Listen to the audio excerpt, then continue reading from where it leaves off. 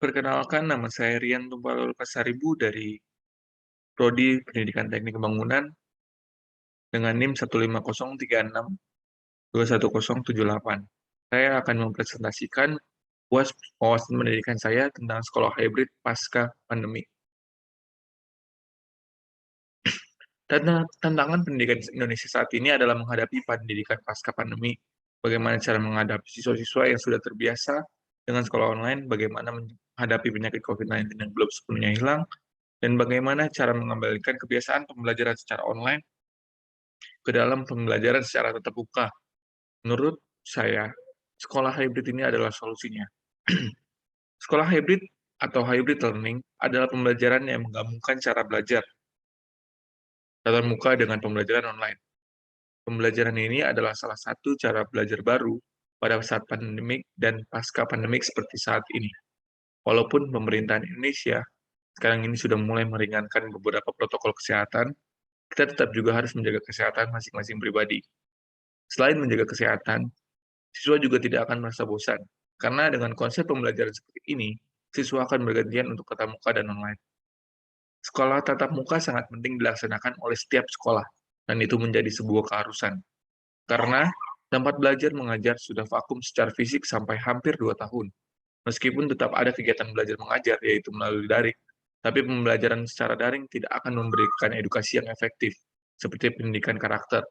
Tidak akan tercipta dan guru-guru juga tidak dapat memantau langsung tingkat pemahaman siswa dan siswa tersebut. Dengan adanya sekolah hybrid, pendidikan karakter dan edukasi yang tidak dapat disampaikan kepada siswa dan siswi secara daring bisa terminimalisirkan, bahkan juga bisa hilang.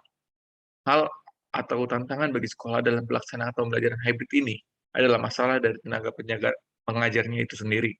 Sekolah membutuhkan sumber daya manusia yang memadai dan fasilitas yang lengkap untuk melaksanakan pembelajaran ini, karena pembelajaran hybrid ini juga akan mengedepankan teknologi seperti halnya sekolah online.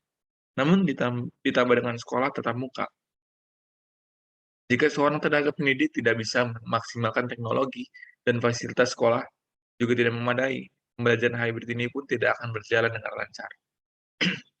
Manfaat dari metode pembelajaran hybrid. Pertama adalah fleksibilitas. Pembelajaran hybrid ini memberikan siswa untuk belajar memanfaatkan waktu mereka sendiri secara efisien. Misalnya pada situasi di mana seorang siswa tidak dapat mengikuti kelas, siswa dapat mengikuti kelas tersebut secara online di mana saja dan kapan saja. Kedua, ada kebebasan. Pembelajaran hybrid ini memberikan kebebasan yang memungkinkan siswa memiliki kemandirian total. Mereka dapat membaca atau mengulang lagi materi kapan saja, dan dapat menonton materi berulang-ulang kalau masih bisa belum mengerti. Yang ketiga ada efisiensi. Pembelajaran hybrid ini memberikan lingkungan yang efisien bagi dosen dan mahasiswa. Siswa tidak perlu membuang waktu atau tenaga untuk hal yang tidak perlu karena adanya fleksibilitas dari pembelajaran hybrid tersebut. Yang keempat ada manajemen waktu. Pembelajaran hybrid ini tidak membuat siswa malas, melainkan pembelajaran hybrid ini bisa memotivasi siswa untuk bisa mengatur waktu agar pembelajaran mereka lancar. Menurut para ahli, pembelajaran campuran atau yang lebih dikenal dengan hybrid learning merupakan metode pelajaran yang menggabungkan dua atau lebih metode dan pendekatan dalam pembelajaran untuk mencapai tujuan proses pembelajaran menurut Tron 2003. Kemudian ada kurikulum baru, saat ini memang sudah disesuaikan untuk mengikuti kebutuhan global yang sudah dirumuskan dan ditetapkan oleh Kementerian Pendidikan dan Kebudayaan Republik Indonesia sebagai acuan sekaligus landasan pendidikan dan pembelajaran yang diaplikasikan agar mampu beradaptasi di era industri 4.0 yang dihadapi dunia saat ini, seperti yang dipaparkan Kuntari 2013. Kualitas pembelajaran berbasis hybrid learning ini dilakukan melalui interaksi antar siswa, diskusi, tukar pendapat, atau ide tentang masalah tertentu, sehingga melatih kemampuan komunikasi yang mencakup komunikasi lisan dan komunikasi tertulis. Komunikasi lisan contohnya adalah diskusi dan penjelasan, sedangkan komunikasi tertulis, misalnya mengutarakan ide-ide melalui gambar, grafik, tabel, diagram, atau dalam bahasa siswa yang disebut oleh Sanchez Muniz et al. 2020.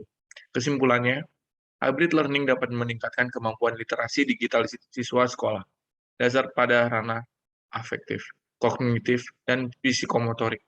Kemampuan literasi digital pada ranah afektif dapat dilihat dari sikap kerjasama mandiri dan tanggung jawab. Selain itu, pada ranah afektif, di kelas hybrid mampu mengkolaborasikan sikap afektif, kerjasama, tanggung jawab, dan mandiri. Hasil kedua, kemampuan literasi digital pada kelas hybrid secara kognitif mampu meningkatkan kemampuan berpikir kritis di mana tergambar dalam 3 fase, yaitu mulai fase mencari informasi, perolehan informasi, dan sintesis pengetahuan. Di sisi lain, komunikasi digital siswa pada ranah psikomotorik adalah mampu meningkatkan skill siswa dalam menggunakan aplikasi-aplikasi penunjang pembelajaran, yaitu meliputi Zoom, Office 365, Quizzes, dan WhatsApp. Namun harus diketahui bahwa pembelajaran hybrid learning ini tidak terlepas dari berbagai masalah.